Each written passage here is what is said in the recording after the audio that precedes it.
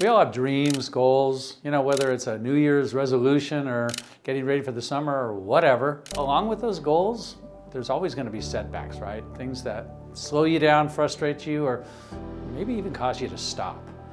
One of my favorite movies is the Rocky movies, Rocky Balboa, Sylvester Stallone, boxing, because the whole movie is about overcoming these challenges. I just love that. In fact, there's one part in there where Rocky gives a speech and it's all... But it ain't about how hard you hit.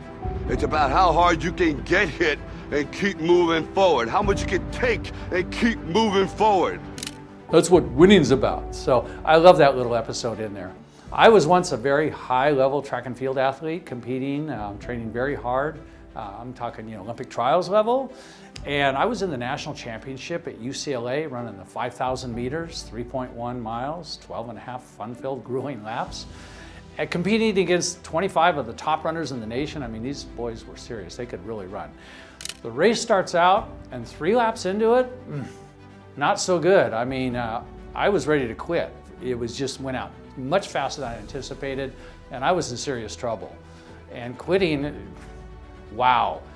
Well, I told myself, you can't quit at 3 laps. First of all, it's going to be really embarrassing.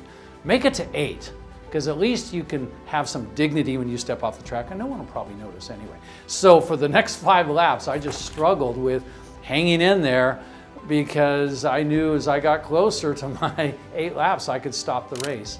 And I'm coming down the home stretch of the 8th lap, which is my new finish line.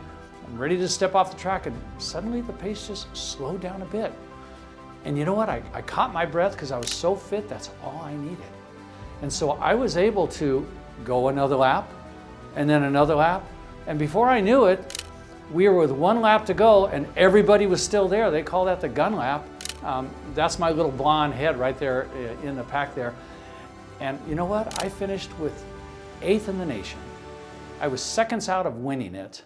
My fastest time of my life. I hit the Olympic qualifying standard, and I was ready to bail at 3 laps. So what I kind of learned on this was how you handle the challenges. That's where the money's at, because they're always going to come. So you might be saying, what does this have to do with real estate? Well, absolutely nothing. But here's the deal.